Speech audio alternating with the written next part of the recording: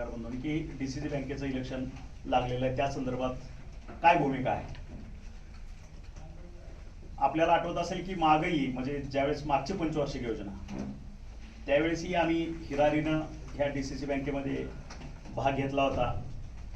कदाचित त्यावेळेची डीसीसी बँकेची परिस्थिती आणखी थोडी वेगळी होती आणि त्यापासूनचं ह्या गेले आता हे 5 वर्ष म्हणजे हे साधारणतः ही भूमिका आणखी ज्याला कॅन्सरचं पेशंट म्हणून अशा पद्धतीची आपल्या डीसीसी बँकेची अवस्था झालेली आहे. ना कुठल्या शेतकऱ्याला कर्ज देऊ शकते, ना विम्याचे पैसे देऊ शकतात. ह्या दोन गोष्टी आणखी आलाही आहे. पण सगळ्यात महत्वाची गोष्ट की ज्या शेतकऱ्याने एक पूर्वीची बँक म्हटलं तर स्टेट कोऑपरेटिव्ह बँकाच मेन असायच्या आणि शेतकऱ्याच्या जिव्हाळीची बँक पिकाचं काय 4 पैसे येतील, एखादं जनावर पण 4 पैसे येतील ते पैसे उचलायचे आणि बँकेच्या माध्यमातून ती एफडी ठेवायची डिपॉझिट. आज असे कित्येक डिपॉझिटचे पैसे सुद्धा आपली ही बँक शेतकऱ्यांना त्यांना वेळेवर परत देऊ शकत नाही. मग कुणाचं लग्न असेल, कुणाचं हॉस्पिटल असेल, कुणाचं ऍडमिशन असेल, त्यांच्या लाख खर्च असतात. म्हणजे आपल्याला वेळेवर परत मिळणारी विश्वासाची बँक म्हणून ठेवलेलं असतं. अशा पद्धतीनं कुठल्याही आतापर्यंत एकाही शेतकऱ्याची किंवा एकाही डिपॉझिटरची किंवा खातेदाराचं पूर्तता ही बँक करू शकत नाही, ही वस्तुस्थिती आहे. मग आता ती कुणी केली, ह्यानं केली, त्यानं केली, मी केली, त्यानं केली, तो इतिहास झाला. आता इतिहास उघडत बसलं तर आपल्याला माहित आहे त्याच्यात काही अर्थ निघत नाही. फक्त इतिहासाची कागद चालण्याची पलीकडं आपल्या हातामध्ये काही असू शकत नाही. मी हमेशा प्रोग्रेसिव्ह बघणारा आणि एक व्हिजनरी ठेवणारा माणूस आहे, नेता नाही, हे लक्षात घ्या. आणि मग गेले महिनाभर जसं ह्या डीसीसी बँकेचं इलेक्शन लागलं त्या तारखेपासून किंवा त्याच्या अगोदर सुद्धा ह्या सगळ्या डायरेक्टरांना, त्या विविध पक्षाच्या नेत्यांना सगळ्यांना इंटरॅक्शन केली की बाबा इलेक्शन लागलेलं आहे, हे इलेक्शन येतच राहणार आहे जर त्या 5 वर्षांना वगैरे. पण ज्याच्या बाबतीत आपण हे इलेक्शन लढवायला निघालेलो आहोत की आपले कार्यकर्ते तिथे गेले पाहिजे, माझा एक डायरेक्टर झाला पाहिजे, त्या पक्षाचा एक डायरेक्टर झाला पाहिजे, हे सगळं करत असताना आज त्या बँकेची अवस्था काय आहे? इलेक्शन लढवायची मानसिकता आहे का लोकांची? त्या सभासदांचा तुम्ही फीडबॅक घेतला पाहिजे की बाबा आम्ही इथं सभासद आहे, ह्या बँकेचे आम्ही खातेदार आहोत. हे सगळं असताना हे इलेक्शन लढवण्यात इंटरेस्ट आहे का ही बँक वर काढण्यामध्ये इंटरेस्ट आहे? हे कुठेतरी बायफर्गेट होणं अपेक्षित आहे. तर म्हणून पहिला माझा मुद्दा आहे की सगळ्या नेत्यांना मी आवाहन केलेलं आहे, खाजगीती केलंय, आज तुमच्या माध्यमातूनही करतोय की एखादं ऑर्गनायझेशन चांगलं असेल, इलेक्शन आपण खेळणं म्हणून लढणे सोडून द्या. त्या ऑर्गनायझेशनची तब्येत चांगली झाली पाहिजे, ते प्रोग्रेसिव्ह झालं पाहिजे, ते रोपटं लागलेलं वाढलं पाहिजे, त्याचा वृक्षात रूपांतर झालं पाहिजे, ही माफक अपेक्षा आहे. आता ही चित्र अवस्था पूर्ण संपलेली बँक आहे. ह्या ठिकाणी मागच्या बॉडीमध्ये काही चेअरमन असतील, काही व्हाईस चेअरमन असतील, यांनी थोडंफार हे करून कारखान्याला जी कर्ज दिली त्या माध्यमातून कारखाने चालू करायचे, कारखाने चालू करून ते पैसे येतील, ते पैसे म्हणजे ज्याला आपण हे म्हणू स्वप्न होत का, हा दिवस स्वप्न आहे, त्याला किती वेळ लागेल, काय होईल, ते पैसे कधी येतील, ते पैसे आल्यानंतर बँकेत कधी येणार, बँकेत आल्यानंतर तुम्ही सभासदांचे कसे देणार, डिपॉझिटरचे कसे देणार, हा नंतरचा भाग आहे. आणि म्हणून सर्व नेत्यांना तुमच्या माध्यमातून एक आव्हान आहे की मग असे लोक आहेत का? आज बघितलं अशा अवस्थेतल्या बँकेची, आज कोल्हापूरची बँक लढणं वेगळं, पुणे डीसीसी बँक लढणं वेगळं, आज त्यांचे डिपॉझिट किती, त्या ठिकाणचा त्या बँकाचा टर्नओव्हर किती, आज शेतकऱ्यांना ते 0% वरती कर्ज देत आहे 4-4 लाखापर्यंत. आणि मग आपल्या बँकेची अवस्था काय? आणि मग आपल्या नेते मंडळीने हाच विचार करायला पाहिजे की इतर जिल्ह्यातल्या डीसीसी बँका 0% वरती कर्ज शेतकऱ्यांना देतात, याची वसुलीही करतात, इतकं सुरळीत कारभार चाललाय, आणि आपल्या इथं आपली बँक पूर्ण डब्यात गेलेली आहे. आणि इलेक्शन लागले की आपण एकमेकाचं न ऐकता आज 164 मी पेपरला वाचलं तुमच्याच माध्यमातून 164 अर्ज आले बँकेचे इलेक्शन लढण्यासाठी. बरं 164 जण लढले, 15 निवडून येणार आहेत, तुम्ही 15 निवडून आले, कशाचा कारभार करणार नेमका? आज त्या बँकेमधली आता मी जे ऐकतो डायरेक्टर त्या बँकेमध्ये जे आज आहेत विद्यमान, तिथं जाऊन बसले तर त्यांना खिशातले 10 रुपये द्यावे लागतात, हे चहान रे. बँकेच्या कर्मचाऱ्यांचा पगार करण्यासाठी यांच्याकडे पैसे नाहीत, लोकांचे डिपॉझिट परत देण्यासाठी यांच्याकडे पैसे नाहीत, कर्ज वगैरे तो विषयच नाही, तो विचारच करायचा नाही. अशी अवस्था असताना सुद्धा फक्त निवडणुका आणि निवडणुका, म्हणजे आपण लोकशाहीच्या माध्यमातून एखाद्या गोष्टीला किती ऍडिक्ट व्हायचं हे सुद्धा नेते मंडळीने कुठेतरी विचार करण्याचं, आत्मचिंतन करण्याची वेळ आलेली आहे असं मला वाटतं. आणि म्हणून आज आपल्या सगळ्यांच्या माध्यमातून विविध पक्षाला, काँग्रेस असेल, राष्ट्रवादी असेल, भाजप असेल, शिवसेना म्हणून आम्ही आहोत, आमची मानसिकता ही आहे की ह्या ठिकाणी जनतेचा छळ करू नका, त्या बँकेच्या सभासदांचा छळ करू नका, निवडणुकीपोटी एवढा मोठा खर्च करून ही निवडणूक त्या बँकेची म्हणून लादू नका जनतेवरती, कारण लोकांची आणि सर्वांची ही मानसिकता नाहीये. पहिला मग असं जे काय मी म्हणतो 164 लोक जर आज या ठिकाणी उभा आहेत, ह्याच्यातले किती असे आहेत की जे कन्सल्टंट आहेत, आम्हाला बँकिंग कळतं, आम्हाला अकाउंट्स कळतं, आम्ही बँकवर आणू शकतो, आमच्याकडे हा फॉर्म्युला आहे, ह्या पद्धतीने आम्ही हे बँकेमध्ये हे मॉडेल टाकल्यानंतर हे 2 वर्षामध्ये आम्ही बँक ह्या स्टेजला आणून ठेवू शकतो. असं काय मॉडेल आहे का की जेणेकरून त्यांना इलेक्शन लढायची वेळ आली, आम्ही त्यांच्या हातात बँक देऊ? ठीक आहे, तुमच्याकडे हे मॉडेल आहे, सारासार विचार करून आम्ही तुमच्या हातात बँक देतो, तुम्ही चालवा आणि ही बँकेला वरा. पण नुसतंच राजकारण करायचं, येतात इलेक्शन जातात, आता समजा हे बँकेचे आले, परत जिल्हा परिषद येतील, परत तालुका पंचायत येतील, पुन्हा नगर परिषद येतील, नगरपंचायत येतील. हे आहे लोकशाहीच्या माध्यमातून आपल्याला केलंच पाहिजे, जनतेनं तो त्यांचा कार्यभार आहे जो कर्तव्य पार पाडलंच पाहिजे, इथपर्यंत ठीक आहे. पण कुठल्यासाठी किती योगदान द्यायचं, कुठल्यासाठी किती एनर्जी वाया घालवायची हे सुद्धा ठरलं पाहिजे, हे माफक अपेक्षा. आणि म्हणून गेले 15 दिवस ते 20 दिवस मी प्रत्येक नेत्यांच्या चर्चेत आहे, बाबा हे नका करू, असं तुमच्या कार्यकर्त्यांना तुम्ही आवरा, तुम्ही तुमच्या कार्यकर्त्यांना आवरा. अननेसेसरी जायचं, ते फॉर्म आणायचा, भरायचा, की झालं तिथं झाला, माझा फॉर्म झाला, फायनल झाला, आता मी उभा राहिलो. अरे मग कशासाठी उभं राहिला? कळतं का आपल्याला बँकिंग काय आहे ते? आपण पूर्वीचा काय अनुभव आहे का? एक सोसायटी चालवली का? 10 बाय 10ची टपरी करून तिथं चहा विकण्याचा तरी प्रॉफिटमध्ये धंदा केलेला आहे का? ह्याच्या मागचं नेमकं एक इंटेन्शन काय, तुमचं परसेप्शन काय, व्हिजन काय त्या बँकेचा डायरेक्टर होण्यासाठी? कारण ही तर विचारण्याची गरज आहे ह्या माझ्या बँकेला. इतर बँकाचं वेगळं आहे, त्यांची ऍडमिनिस्ट्रेटिव्ह पॉलिसी स्ट्रॉंग आहे, त्यांचं डिपॉझिट स्ट्रॉंग आहे, त्यांचे जे काय आतापर्यंत कार्यक्रम राबले त्यांचं वाढतच गेलेलं आहे, वेल मोठा झालेला आहे. आमच्या इथं नेमकं उलट झालेलं आहे. आणि मग पुन्हा हे इलेक्शन लागल्यानंतर पुन्हा शिंतूड उडायला चालू होतील, नाही ह्याने बँक बुडवली, नाही त्याने बँक बुडवली, हे झालं नसतं तर ते झालं नसतं, हे केलं नसतं तर ते केलं नसतं. ह्याला काय, ह्या चर्चेला काय अर्थ राहतो का? जे डिपॉझिटर जे त्याच्यामध्ये भरडले जातात, जी लोक, त्यांना सांगण्यासाठी ही चर्चेचा काहीच उपयोग नाही. ते म्हणणार तुमच्या ह्या अवांतर चर्चा चालू राहू द्या, माझ्या पुरीचं उद्या लग्न आहे, माझं 2 लाख 4 लाखाचं डिपॉझिट आहे, मला व्याज नका देऊ, माझी मुद्दल तरी मला द्या. ते होतंय का? मग तुम्हाला त्या बँकेमध्ये अशा मरणावस्थेत असलेल्या बँकेचा डायरेक्टर होण्यामागचा इंटरेस्ट आणि इलेक्शन लढण्याचा इंटरेस्ट एवढं कशासाठी? मग मी पत्रकार बंधूंना मी विनंती करतो, तुम्हीच ह्याच्या मागचं इंगित हुडकून काढा, नेमकं काय आहे हे कशासाठी? अशा ऑर्गनायझेशनचा डायरेक्टर व्हायचं एवढी इच्छाशक्ती, याच्या मागचं कारण काय, नाही का? आणि म्हणून मी आठवत असेल तुम्हाला, मागच्या बँकेच्या इलेक्शनच्या अगोदर सुद्धा मी एकदा येऊन गेलो होतो आणि त्यावेळेस मी स्पष्ट सांगितलं होतं, हे बँक वगैरे हे थोडं हे करा, मी 100 कोटी डिपॉझिट टाकतो, आठवत असेल तुम्हाला, जस्ट रिमाइंड म्हणून देतो. बरोबर आहे की त्या माध्यमातून आपण बँक आणू, विकासाचा स्तोत्र ह्या ठिकाणी जिवंत करायचा असेल तर आपल्या भागातील असलेले हे कुटीर उद्योग, आपल्या भागात असणारे मोठे 2 साखर कारखाने आणि आपली बँक, हे 3 स्तोत्र फायनान्शियली, ज्याला अर्थव्यवस्था सुदृढ होण्यासाठी लागणारी ही लोकांची, शेतकऱ्यांची गरज आहे, हे जर ताकदीनं चाललं, सुरुवात चांगली झाली तर पुढच्या 5 वर्षामध्ये आपल्या जनतेला चांगले दिवस बघायला मिळतील, ही माफक अपेक्षा आहे. हे सांगितलेलं आहे, राजकारण राजकारणाच्या दिशेनं, राजकारणाच्या पठडीत ठेवा, विकासाच्या आड कुणी येऊ नये. ज्यावेळेस आपण विकास करतो, एकदा इलेक्शनचा माहोल, इलेक्शनचा जो काही गरमागरमी असते ते संपल्यानंतर सर्व नेते मंडळींनी विकासाच्या दिशेने बघितले पाहिजे. पण माझी व्यथा आहे ही, मी गेले 2, 4, 5 वर्ष ज्यावेळेस या जिल्ह्यामध्ये काम करतो, मी बघतोय की 24 तास 12 महिने राजकारणाशिवाय दुसरा पर्याय ह्या लोकांना दिसत नाही.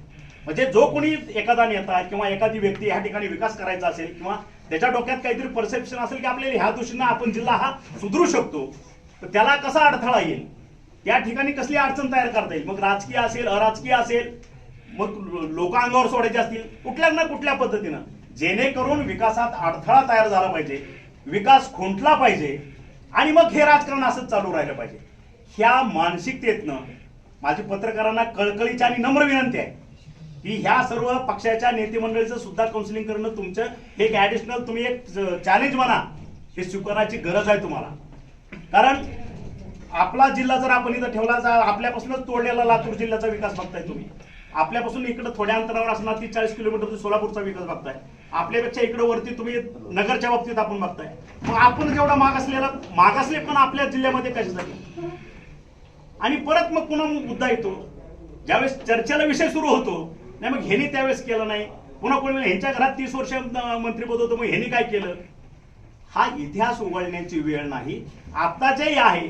मी असं म्हणेन आज सुरुवात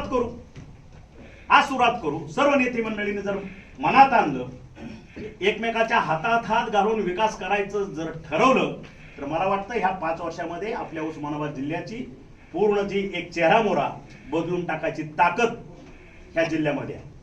आणि म्हणून आपल्या माध्यमातून एक हे निमित्त आहे, डीसीसी बँकेचं इलेक्शन हे एक निमित्त आहे की आपापली मानसिकतेचं आपण ह्या ठिकाणी प्रदर्शन करतो. म्हणजे ज्याला हे म्हणू ना, नवरा मरू नाहीतर नवरी मरू, पोळी मिळण्याचे कारण, हे फक्त मानसिकता सर्व नेते मंडळींनी कार्यकर्त्यांनी काढून टाकणं गरजेचं आहे.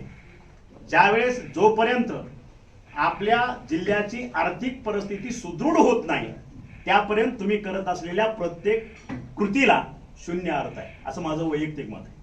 आणि म्हणून माझी कळकळीची विनंती आहे की या इलेक्शनमध्ये सर्व पक्षांनी एकत्र बसावं, हे इलेक्शन बिनविरोध काढावं आणि एक चांगला पायंडा आपल्या जनतेला घालून द्यावा, आपल्या कार्यकर्त्याला घालून द्यावा. आणि बिनविरोध काढत असताना सर्व नेत्यांनी परत पत्रकार परिषद घेऊन पत्रकारांना सुद्धा ॲश्युअर्ड करावं की ह्या भूमिकेतनं ही अवस्था बँकेची झालेली आहे, पुढच्या 5 वर्षामध्ये आम्ही ही बँक सुदृढ करू आणि त्यावेळेस तुम्हाला इलेक्शन खेळायला आमची काही अडचण नाही. पहिलं ह्या बँकेचे स्तोत्र जिवंत करा. जे स्तोत्र 2 ह्यांचे अडकून पडलेले आहेत, एक मेजर, एक तुळजाभवानी असेल, दुसरा तेरणा असेल, प्रयत्न चाललेले आहेत. ते प्रकरण न्यायप्रविष्ट असल्यामुळे त्याच्यावरती आज वाच्यता करत नाही.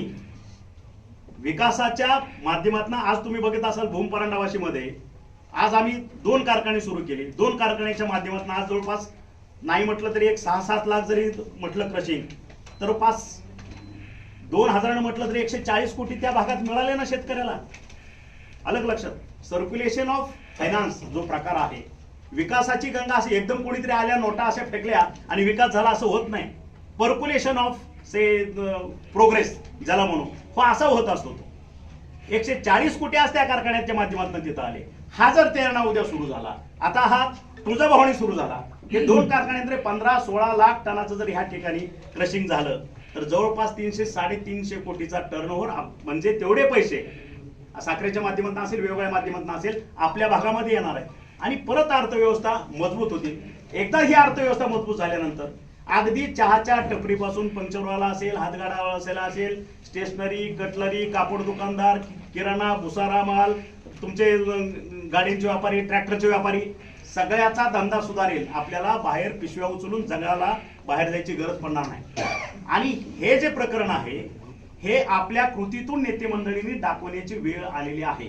आणि म्हणून परत एकदा मी सर्वांना आव्हान करतो, सर्व पक्षांच्या, काँग्रेस, राष्ट्रवादी, शिवसेना, बीजेपी आणि इतर आणखी काही जे अपक्ष कोणी उभा राहिले असतील, की कळकळीची विनंती आहे की ह्या बँकेच्या इलेक्शन मधनं तळमळीनं तुम्ही तुमचे जे काही 15 लोक असतील तेवढे 15 फॉर्म सगळे एकत्र बसून ठेवा, बाकीचे विड्रॉ करा. एक नवीन पायंडा, एक नवीन एक रोल मॉडेल आपल्या जिल्ह्याचं घडवण्यासाठी पुढे या आणि हे इलेक्शन बिनविरोध करा. आणि इलेक्शन पुन्हा लढण्याबद्दल आमचं दुमत नाही, पण आजची सिच्युएशन बघता त्या मड्याच्या कडेला बसून रडल्यासारखं काम आहे किंवा मड्याच्या कडेला बसून त्या पोळ्या खाण्यासारखं काम आहे. हे अतिशय दुर्दैवी आहे. जनता तुम्हाला माफ करणार नाही.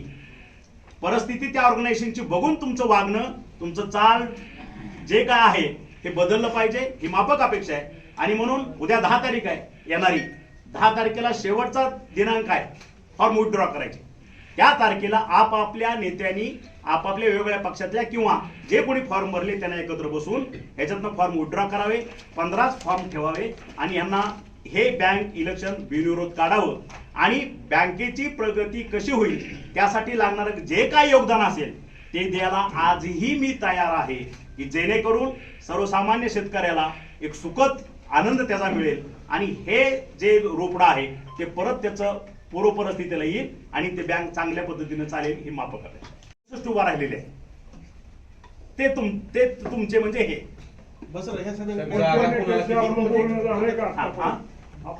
सर्व पक्षीय सगळ्यांशी मी चर्चा करतो आणि ज्या दिवशी फॉर्म भरायचे होते फॉर्म भरायच्या अगोदरच्या दिवसापासून मी सर्व नेत्यांशी चर्चा करतो की बाबा हे परिस्थिती आपल्या ऑर्गनायझेशनची अशी आहे तर ह्याला इलेक्शनच्या खाईमध्ये घालू नका, एकत्र बसा आणि तेवढेच 15 फॉर्म जे काय असतील ते करा. तर आता ठीक आहे, फॉर्म भरले गेले, सगळं झालं, 164 फायनल फॉर्म डिक्लेअर झाले, तरी अजून सुद्धा एक ऑपॉर्च्युनिटी आहे. सर्व नेत्यांना परत एक संधी आहे, येणारी 10 तारीख परत सगळ्यांना एकत्र करून पक्षीय मतभेद बाजूला ठेवून आपल्या जिल्ह्यातलं एक ऑर्गनायझेशन त्याला अपग्रेड कुठल्या पद्धतीनं करता येईल हे ठरवण्याची संधी आणि जनतेच्या मनात पुन्हा एकदा घर करण्याची संधी ह्या नेते मंडळीला आहे. तुमची भूमिका जरी प्रामाणिक असली तरी शेवटी कुठल्याही गोष्टीमध्ये राजकारणाची काही सांगायची गरज नाहीये. त्या 15 जागापैकी किती जागा तुम्हाला द्याव्या असं तुम्हाला वैयक्तिक वाटतं?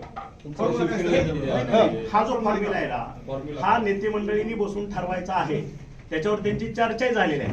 90% एकमत बी होत आलेला आहे, पण ह्याला कुठं गालबोट लागू नये म्हणून आज तो डिस्क्लोज करत नाही. 10 तारखेला तुम्हाला कळेलच या गोष्टी. आणि परत आव्हान करतोय, माझं आव्हान कुठंतरी वैयक्तिक ज्यावेळेस फोनवर बोलतो ते कमी पडतं की काय, म्हणून मला तुमची गरज लागली म्हणून मी आज पत्रकार परिषद घेतली आणि तुमच्या माध्यमातून सुद्धा त्यांना आव्हान करतोय की फक्त हे इलेक्शन 2022चं ह्या बँकेचं आपण बिनविरोध काढतो. 90% नाही, तो आकडा हे बघा, त्या नेते मंडळी जे ठरलेला आहे त्यांचा जो फॉर्म्युला ठरलेला असेल 95% तो फॉर्म्युला फिक्स होत आलेला आहे. त्याच्यामध्ये नाही हे डिस्क्लोज करायचं ते तुम्हाला 10 तारखेला कळेलच ना.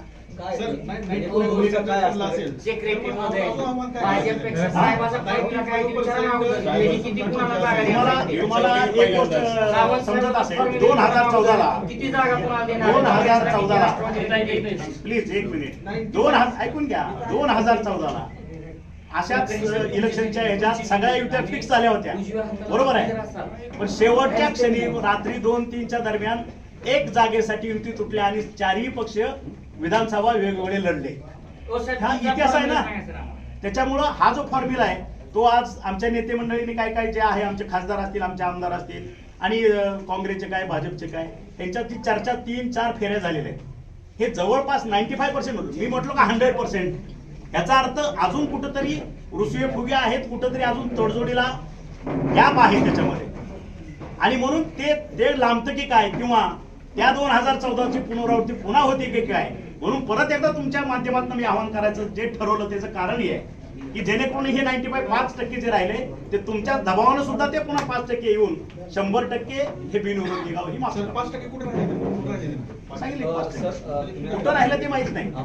एकमत जर झालं एकमत जर झालं नाही सर्व पक्ष तर आपली शिवसेनेची नेमकी भूमिका काय असते, आपला काय फॉर्म्युला असणार? नाही, आता कसं आहे की समजा आम्ही शिवसेनेची भूमिका डे 1 पासून ही बिनविरोधाचीच आहे, कारण आम्ही विकासाच्या दिशेनं जाणारी लोक आहोत. आणि मग ज्याला आता बघा 2014ला सुद्धा युती तुटली, मग आता आम्ही सगळं हे करायचं ठरलं होतं किंवा असं मग आता होत नाही म्हणल्यानंतर शेवटी लढावं तर लागणारच आहे, परत इच्छा असो नसो, लक्षात. त्याच्यामुळे तो त्याला इलाज नाही, शिवसेना स्वतंत्र लढणार त्याला इलाजच नाही ना परत. म्हणजे तुम्ही सगळ्यांना खिचून उडी मारताय दरीत, हा त्याचा अर्थ आहे. काँग्रेस मंत्री महोदयांच्या माध्यमातून आवाहन करतोय की अशाच कोरोनाची परिस्थिती आहे, शिवाय आपल्या ऑर्गनायझेशन पक्ष म्हणून भूमिका शेवटी राहणारच आहे.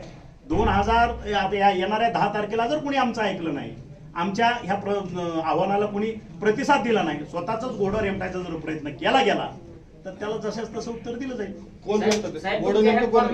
नाही का? मान्यता आहे का? हो. हा, उद्धव साहेबांची मान्यता आहे का या फॉर्म्युला भाजपला सोबत घेण्याच्या? सर्व पक्षीय आहे, भाजप एकटाच नाही याच्यामध्ये. सर आता हे भाजप तीन एकट्याचे नाव घ्यायची गरजच नाही ना, सर, सर्व पक्षी साहेबांची आहे. मान्यता आणि आहे सर्व का? पक्ष 4 पक्ष आणि शिवाय जे अपक्ष असतील ते सर्व. सर 3 उमेदवारांची आता बिनविरोध निवडून आलेले आहेत. हा, हा. त्याच्यामध्ये तुमचं किती योगदान आहे बिनविरोध काढण्यासाठी? कुठलं? तीन उमेदवारांची बिनविरोध माझं एकट्याचं योगदान नाही, सर्व नेत्यांचं योगदान आहे त्याच्यात. आपलं किती टक्के आहे सर त्याच्यामध्ये? सगळ्यांचं योगदान सारखंच आहे, सर्व नेत्यांचं, सर्व पक्ष. सुनील चव्हाणांच्या जागेला काय अडचण आली नाही, काय अडचण येणार नाही ते सांगतो ना. 10 तारखेला सगळेच प्रश्न सुटणार. केशवरावांचं झालं हा. त्या जागा का बिनविरोध नाही झाल्या? म्हणजे मुख्य जागा होतील ना, असं काही नाही. शेवटी काहीतरी गोष्टी हे बघा, म्हणून सांगितलं 5% जे का अडकलेलं आहे ते 10 तारखेला सुटेल. खासदार साहेब तुम्ही पण बोलावं प्रश्न असं बोला की बोला. काय नेमकी फॉर्म्युला काय ठरणार आहे? काय आपण प्रयत्न केले सगळे डिसिजनसाठी मतदारसंघ आहे तरी सर, भूमीला बिनविरोध जागा झाली. सर, सर, मग त्या सर, ठिकाणी सर, एक सर, उमेदवार मिळाला. नाही, ते सांगितलं ना, हे इलेक्शन फॉर्म भरायच्या अगोदरपासून सर्व नेत्यांचं अंडरस्टँडिंग आहे, हेच तुम्हाला सांगतो. जो आता हे सगळ्याच जागेमध्ये अंडरस्टँडिंग आहे, 5% मध्ये जे काही थोडी अडचण आलेली आहे त्याच्यासाठी हे आव्हान आहे. म्हणजे अंडरस्टँडिंग ऑलरेडी आहे हे तुम्हाला तर जाणवलंच असेल त्याच्यामध्ये. तुमचा अजेंडा काय असणार? ठीक आहे, समजा झालं नाही बिनविरोध, तर शिवसेना कुठले मुद्दे घेऊन तुम्ही पुढे करणार? नाही, बिनविरोध झालं नाही असं वाटायचं मला कारणच वाटत नाही. काही व्हायलाच पाहिजे. नाही त्या 5%मुळे सर 5%मुळे सांगतो ना, 5%साठी तुमचा, मग याचा अर्थ ते तुमचा आणि माझा अपयश असेल. जर 5% आपण मीट करू शकलो नाही. बरं, जरी समजा बिनविरोधसाठी असेल तर बिनविरोधसाठी तरी तुमचा अजेंडा काहीतरी घेऊन जावं लागेल ना लोकांसमोर. हे 5% लोक कन्व्हिन्स करण्यासाठी नाही, 5% हे बघा, अजेंडा एकच आहे की हे ऑर्गनायझेशन परत त्याला पूर्वीच्या नावारूपाला आणणं, म्हणजे पूर्वीसारखे त्याच्यात भ्रष्टाचार होणं नव्हे, ते जिवंत करणं. माझं एक वैयक्तिक नेचर आहे की आय एम अ क्रिएटर. लक्षात, ज्याला हात लावेल, परिस्पर्श करेल, ते फळणार, फुलणार, ही 100% गॅरंटी देतो. तसं बँकही फुलवणार आणि हा तेरणा सुद्धा फुलवणार, हे ध्यानात ठेवा. फक्त त्याला कायदेशीर काही अडचणी असतील त्या ओव्हरकम होतील, लवकर होईल उशिरा होईल, पण ते होणार. आणि परत पूर्वीचे दिवस ह्या तुमच्या परिसराला दाखवल्याशिवाय मी स्वस्त बसणार नाही, हा माझा अजेंडा. त्याला काय आपण नंतर तो न्याय प्रविष्ट भाग आहे त्याच्यावर आपण चर्चा तेरणाच्या करू. अनुषंगाने एक प्रश्न विचारतो. DRT कोर्टानं जे तुम्हाला ऑर्डर जी केली होती त्याच्यामध्ये असं म्हटलं होतं की जे 5 कोटी रुपये जे दिलेले आहेत भैरवनाथ शुगरनं आणि त्याला 8% इंटरेस्टनं ते DCC बँकेनं काढून परत करावे आणि त्याच्यानंतर पुन्हा निविदा प्रक्रिया पुन्हा राबवावी, असा तो आदेश आहे. अजून त्याच्यामध्ये ऐक ना, त्याच्यामध्ये तांत्रिक अडचण अशी आहे की भैरवनाथ शुगर त्या 5 कोटीसाठी अडून बसणार का ते 5 कोटी सोडून मग पुन्हा निविदा प्रक्रियेला ते सांगतो, सामोरं आम्ही जाणार? अपील केलेलं आहे. त्याच्यामध्ये न्यायप्रविष्ट गोष्ट आहे हायकोर्टामध्ये. हायकोर्टाचा निर्णय आल्यानंतर त्याच्यावरती मत व्यक्त करणं संयुक्तिक ठरेल. 5 कोटीसाठी चालून बसले सगळं. नाही, काही नाही अडचण. 5 कोटी पैसे हे मॅटर करत नाहीये. त्याच्या मागचं इंटेन्शन जे आहे की ह्या शेतकऱ्यांना कुठंतरी तो कारखाना चालू करून दिलासा देणं. आणि काही लोकांच्या मते असं आहे की ह्याच्यामध्ये ही प्रक्रिया जशी लांबेल तसं ह्या कारखाना, काही लोकांच्या मते ह्याला तसंच मग गेले 10-12 वर्ष का कोणी लक्ष दिलं नाही ह्या कारखान्यामध्ये? अलग लक्षात का नाही लक्ष दिलं, का बंदच ठेवला? आणि मग आम्ही आमचा एक चालू करत असताना आम्ही बाबाच्या मदतीनं, बाबाने सांगितलं आपल्याला हे करावं लागतोय, तिथेही हात घातला, ते चालू केलं. मग आता खाली हे जसं हे तेरणाचं तुमचं बाकीच्या कायदेशीर प्रोसिजर सगळी संपली आणि लोकांनी आव्हान केलं. पहिले 2 टेंडरला मी आलो का, 2-3 टेंडरला, ज्यावेळेस लोकांचा आवाज आला की नाही साहेब तुम्ही यायला पाहिजे, तुम्ही इथं लक्ष घातलं पाहिजे, तर हे चालू होतंय, हे चालू करणार आम्हाला पाहिजे, हे प्रक्रियामध्ये फक्त लूपमध्ये अडकवणारा माणूस नको आहे. त्यावेळेस जनतेच्या आग्रहाखातर मी 2दा त्याच्यात एंटर झालो, लक्षात. आणि माझा विश्वास आहे न्यायदेवतेवरती. हा जो निकाल हायकोर्टातनं तो योग्य पद्धतीनं शेतकऱ्यांच्या हिताचा असेल आणि 2022 ऑक्टोबर-नोव्हेंबरला ह्या कारखान्याची तुम्हाला मोडी पडलेली दिसेल. जसा इथनं धूर निघेल तसं बँकेचे सुद्धा सुवर्णयुग चालू होईल, ह्या मतावर मी ठाम आहे. कारखान्याच्या बाबतीत कोडागा कायदेशीर बाब आहे ही. आज त्याच्यावर बोलणं, मगापासून तेच सांगतोय मी, कायदेशीर प्रक्रिया चालू आहे. कायदेशीर प्रक्रिया ज्या दिवशी पूर्ण होईल त्या दिवशी अशीच पत्रकार परिषद बोलून पूर्ण पुन्हा अगदी ओपन सांगायला तयार आहे. म्हणजे आज त्याच्यावरती भाष्य करणं योग्य असणार.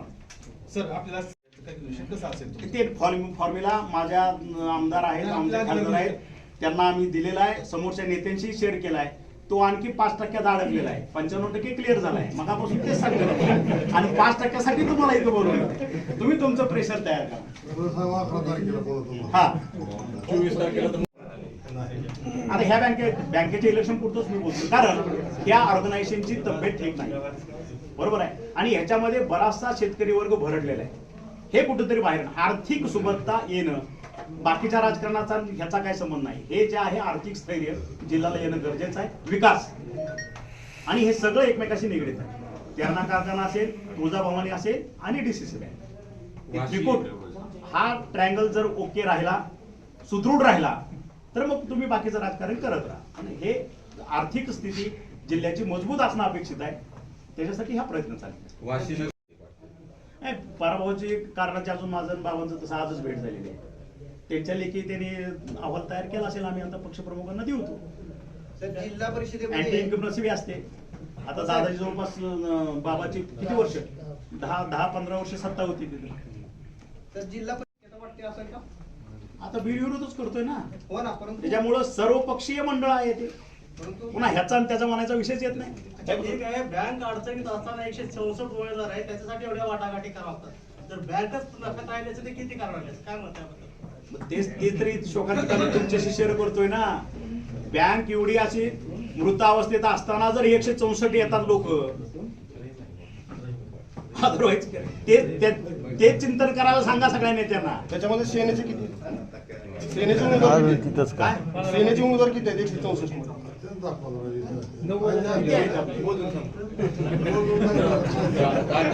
मध्ये हा काय लागूच नाही. हा इथं आदेश चालतो. नेमकं आणलंय पुन्हा पैसे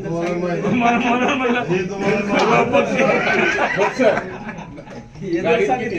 2 लिटर डिझेल मध्ये भागेल का 5 लिटर डिझेल का 10 लिटर डिझेल? सांगा म्हणजे तेवढं करतो. 5% सांगितल्यावर अजून कसं तुमच्या टक्केवारी सांगतोय मी. तसं नाही, किलोमीटरवर सांगा सर. टक्केवारीवर नाही, नाही, किलोमीटरवर सांगा सर. म्हणजे जायचं तुझं डिझेल जाळून जाऊ नका, तुमच्या लेखणीतनं फक्त टायटल मारा. नाही, नाही, तुम्हाला माहित नाही. बरोबर सांगितलं तर तेच लिहिलं ना. संजय गाडवे साहेब आपल्यासोबतच आहेत ना?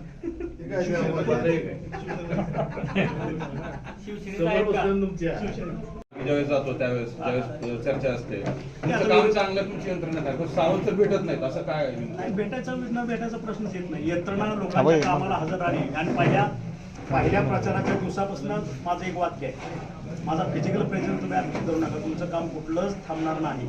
आज 2 ठिकाणी 3 ऑफिसेस, जवळपास 20 ते 25 पोरं त्या ठिकाणी ऑफिसमध्ये 24 तास कार्यरत असतात. हे जनतेच्या सेवेसाठी. आणि जनतेचा ज्याचा कुणाचा फोन येईल, तहसीलमध्ये असो, व्हिडिओकडे असो, पोलीस स्टेशनला असो, तलाट्याकडे असो, तो फोन त्याचा ऐकून घेतो, इमिजिएट त्या ऑफिसरच्या कानाला दे म्हणतो, मी त्याला सांगतो काय करायचं. ही पद्धत आहे कामाची. मग तिथं जायचं, मग त्या आमदारकीच्या थाटात बसायचं, ह्या बोलतो करतो, त्याचा चहा प्यायचा. ह्या गोष्टीच्या मी ऑगस्टमध्ये पहिल्या दिवसापासून आहे. विकास झाला पाहिजे, विकास कामं झाली पाहिजे, लोकांची कामं मार्गी लागली पाहिजे, ही माफक अपेक्षा आहे.